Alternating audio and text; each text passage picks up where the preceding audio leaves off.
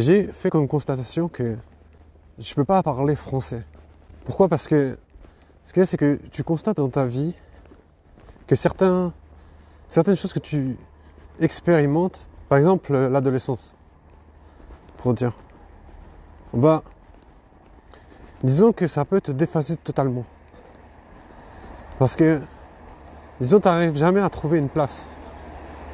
Genre, tu cherches constamment à te dire comment trouver une place dans une société que tu vois et que tu essaies de comprendre. À partir du moment où tu n'arrives pas à comprendre, et ben déjà, tu es déjà en train de perdre ta place. Tu es en train de perdre ta position. Donc, du coup, ce que je pourrais dire aussi, c'est que entre parler français et la tension qu'il peut y avoir entre des êtres, je veux dire, la tension, la volatilité en fait. Parce qu'on peut dire que quoi de plus volatile que la tension qui peut se créer entre deux êtres. Je veux dire, à n'importe quel âge. Et ce qui peut se créer comme ça, je veux dire, c'est tellement indépendant de la conscience.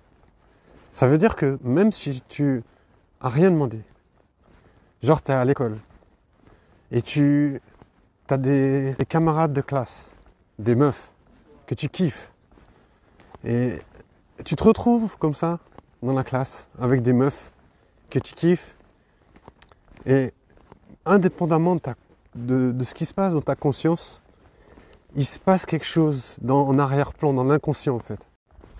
En fait, si je dis que tu peux pas faire le déni, c'est parce que si tu es en train de dialoguer avec toi-même, ça veut dire que tu sais ce qui se passe à l'intérieur de ta conscience. Tu vois très bien que si tu croises une meuf qui te plaît, tu peux pas rester une seconde insensible. Donc du coup, tu peux faire le déni, c'est sûr. Tu peux dire, bah, il s'est rien passé et tout. Mais le problème, c'est que ça va te coûter quelque chose. Ça va te coûter de te séparer de toi-même. Ça veut dire de te distancer de ta propre conscience et de ton inconscient. Tu peux être gagnant pour quelque chose, mais perdant pour un autre. Comment synthétiser toutes ces informations? Je dirais qu'il faut garder en tête que si on dit qu'il y a un tissu social, on va dire aussi qu'il y a une place pour les gens en fait. Il y a une place et trouver sa place là-dedans, dans ce tissu, une place que on trouve correcte à nos yeux en fait, une place qui fait du sens pour nous en fait. Et ben, forcément, on doit être équipé pour faire sa place. Et on doit pouvoir maîtriser, on doit pouvoir rester dans ses chaussures. On doit pouvoir être à même d'affronter son inconscient. On doit être à même de garder le sang-froid dans toutes ces situations. Il y a des gens qui ont peur qu'on se dise, voilà, l'inconscient existe. Et ils ont peur de se dire aussi que finalement, tout ce qui est dans l'inconscient n'a pas besoin d'être réalisé. Parce que c'est un peu l'histoire des fantasmes. C'est un peu l'histoire de... en fait, j'ai lu sur internet aujourd'hui une meuf qui disait « Ouais, mon gars, il va regarder des sites porno et il se touche sur des meufs qui ne me ressemblent pas. » Et ça lui a fait péter un câble. Elle disait « Ouais, elle ne se sentait pas désirée. » Mais je veux dire, ce qu'il y a, c'est que on ne peut pas vraiment maîtriser qu'est-ce qui produit de l'attirance. On ne peut pas maîtriser vraiment toutes ces choses-là, mais ça reste aussi du fantasme, ça reste aussi des choses qui ne vont pas forcément se réaliser, quoi. Après, moi, je trouve aussi intéressant de se dire que on n'a pas besoin de s'identifier non plus à notre inconscient. Je veux dire, si on pouvait vraiment lire dans les pensées de tout le monde, dans les inconscients de tout le monde, je pense qu'on serait très très très choqués. Ces fantasmes et tout qu'on a à l'intérieur de nous, on n'a pas besoin de s'y identifier parce qu'on peut les garder pour nous, on peut vivre avec. Et je veux dire, c'est pas une raison non plus pour dire que ça n'existe pas, qu'on n'a pas d'inconscient. Ça veut dire qu'on n'a pas une vie intérieure qui est un peu autonome.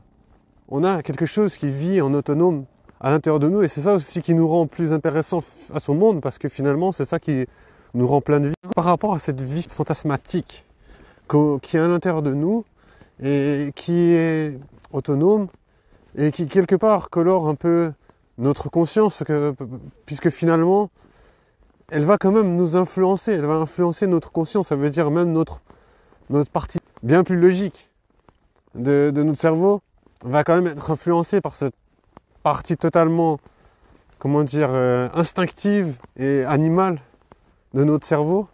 Je veux dire, tout ça, ça reste connecté.